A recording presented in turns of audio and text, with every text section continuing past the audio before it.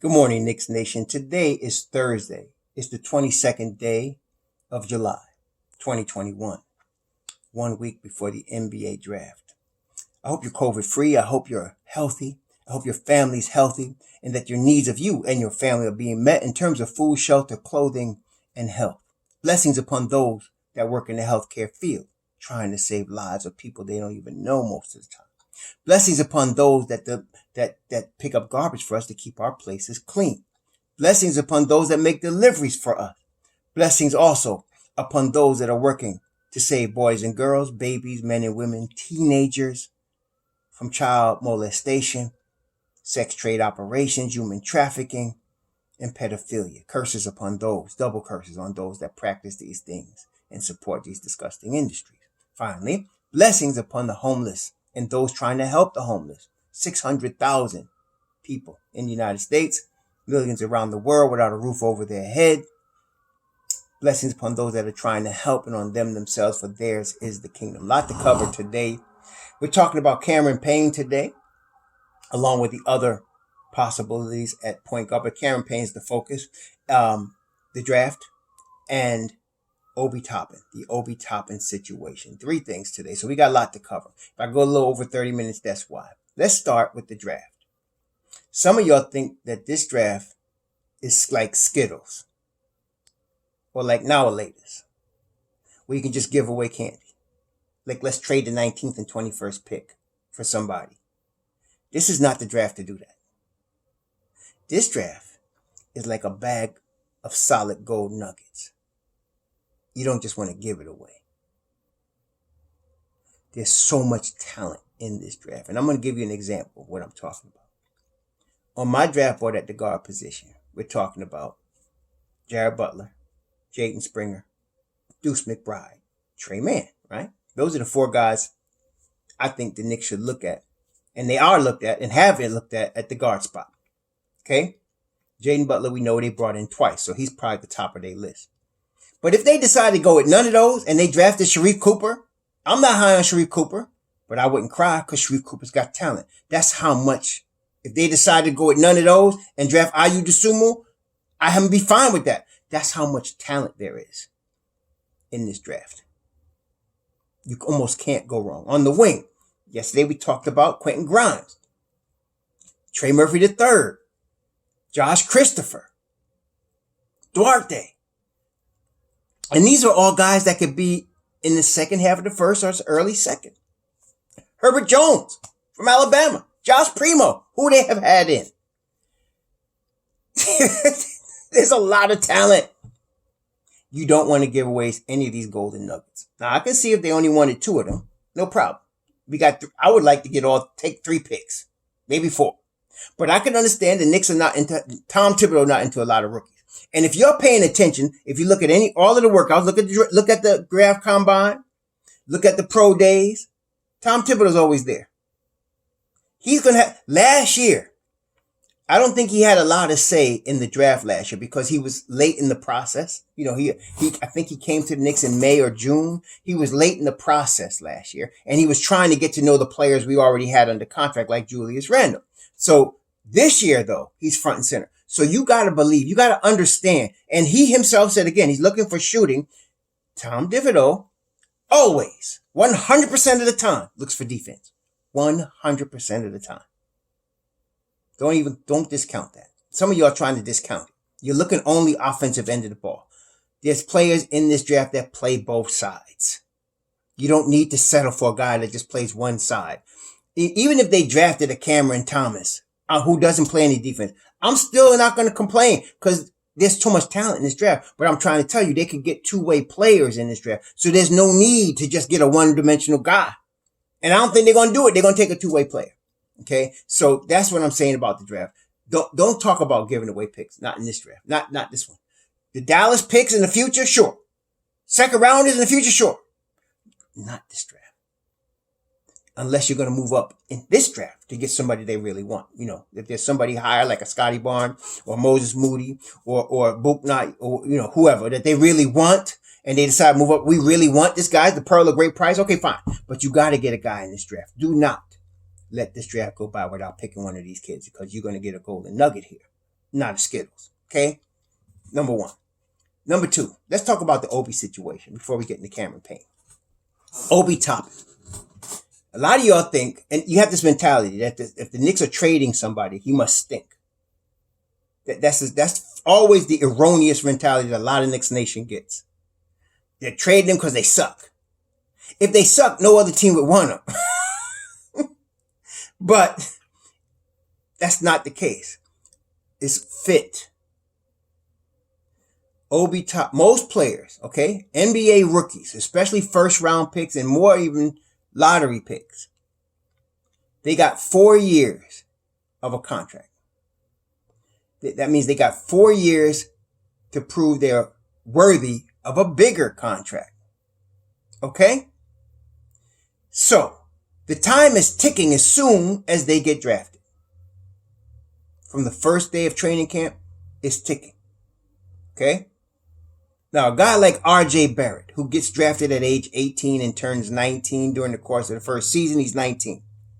4 years later, 19, 20, 21, 22. He's 22 years old. He's nowhere near his prime at 22. Even if he's not that good, somebody could look at him like Josh Jackson out of Kansas, who's like that, and still put some investment in him because he's still young. You might still be able to get some, like Josh Jackson is now in Detroit. He gets drafted by Phoenix in the top 5. Didn't work out that well. Bounced around a little bit, and now he's in Detroit because he's still young. But if they ball out, they can get a max, like John Morant or Trey Young. They can get a max deal. After that, or De'Aaron Fox. That's what every rookie wants, especially if they're in the lottery. Obi's situation is a little more dire than that because Obi's not 19. He's 23. And he just wasted the first of his 4-year tryout. He's got 3 more years and he'll be 27 to prove that he's worth a bigger contract. Obi Toppin is all-star talent, but he's not going to get the opportunity to show it unless he gets minutes. As much as I know, we all know, he's from New York, he loves New York, he cried when he got drafted by New York. That was when everybody was thinking Julius Randle was going to get traded. Because if Julius did get traded, Obi Toppin would have been the starting 4. And he would have got 25 minutes a game. And he would have probably got us 18 points a game. But he didn't. Okay? He didn't. So now, Obi, I'm telling you, he wants to play, and he wants to play now. Not next year, not 2 years, now. The clock is ticking.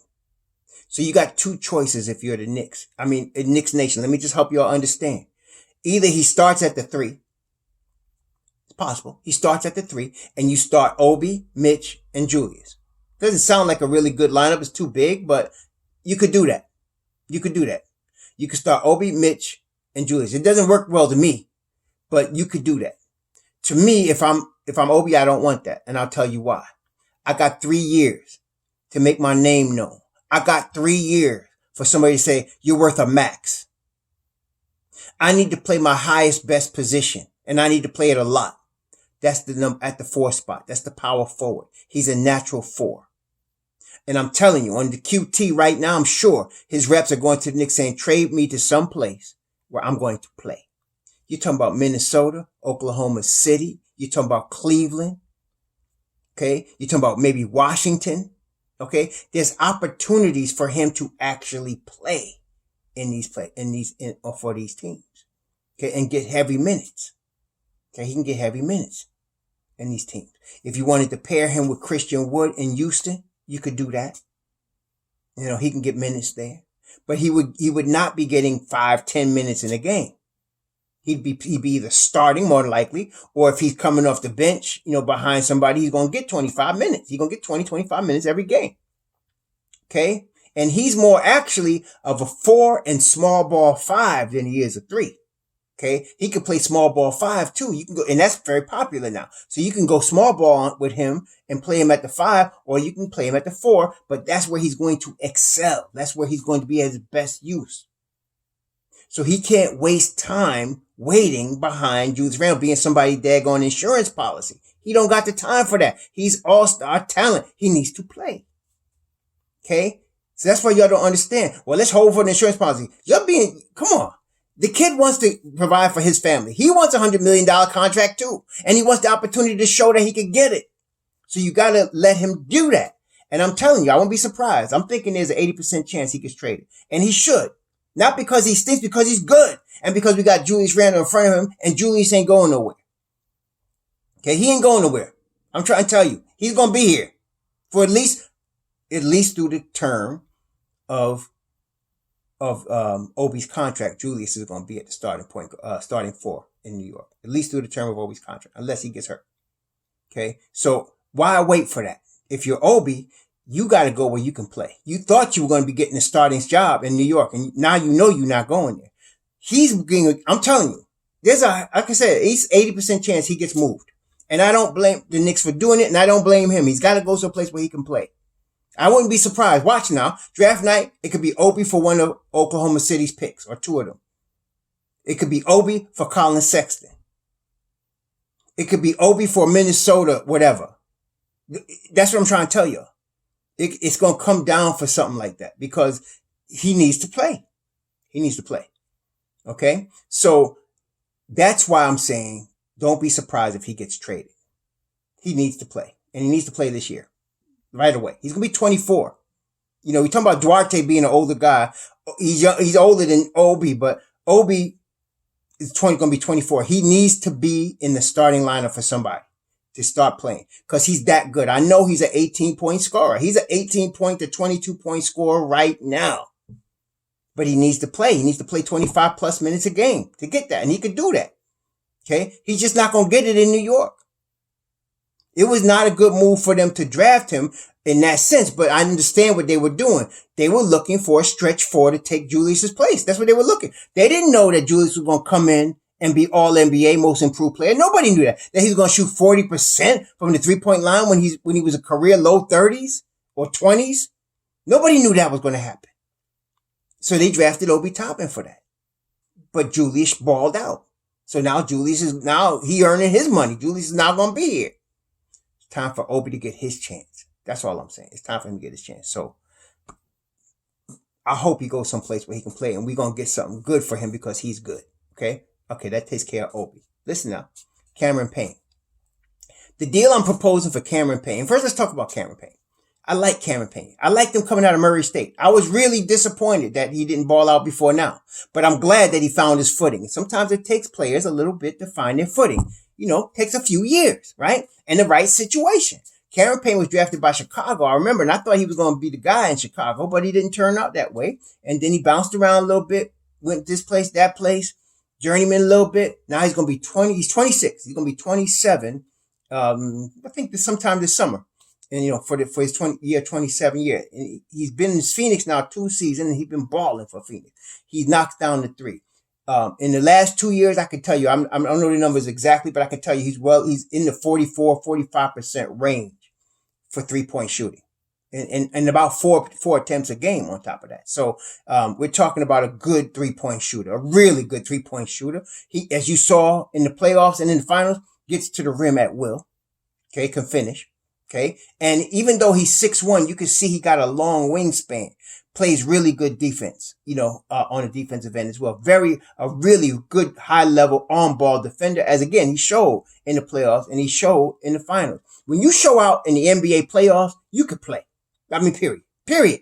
You don't show out. It's not like the NC2A when you can get hot for one game and have a career night and everybody think you're going to be good forever. That's happened a lot in the NC2A because it's one and done, right? I mean, you win or go home. But in the playoffs where there's 7-game series in the NBA, the best league in the world, when you ball out there, you could play.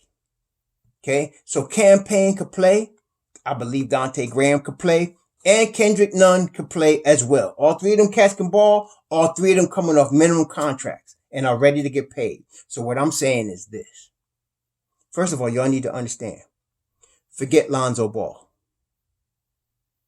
Why do I say that? It's got nothing to do with Lonzo's ability, although I'm not with that either. What I am with, though, I'm telling you, remember, Ian Begley said The Knicks are trying to go big game hunting.